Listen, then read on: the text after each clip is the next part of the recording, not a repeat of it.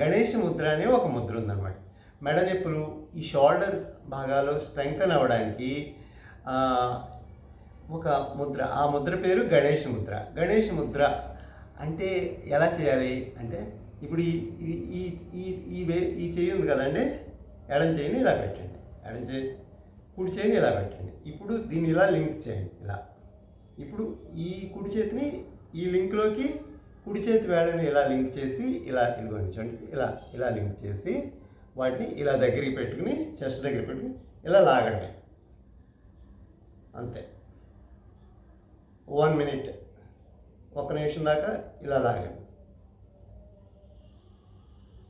కష్టమేం లేదు. దీనివల్ల మనకి ఈ జాయింట్స్, అంటే కొందరికి డిస్లొకేషన్ అవుతూ ఉంటుంది చూడండి, షోల్డర్ డిస్లొకేషన్ అంటారు, మీరు వినే ఉంటారు.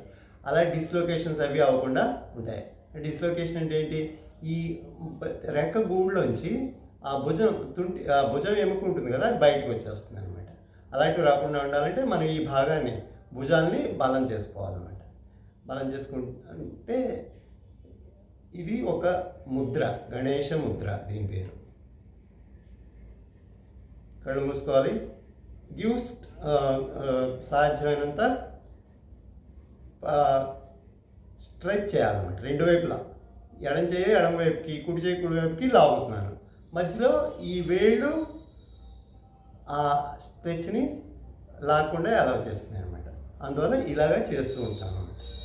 ఇది ఇప్పుడు మళ్ళీ దీన్నే ఆపోజిట్ డైరెక్షన్, అంటే ఎడం చేయి ముందుకి, కుడి చేయి వెనక్కి. ఇప్పుడు ఇంకో ఇలా, రైట్. ఇందాక పెట్టిన దానికి వ్యతిరేకంగా పెట్టింది. ఇందాక ఇలా పెడితే ఇలా, ఆపోజిట్ డైరెక్షన్ అనమాట. చేసి మళ్ళీ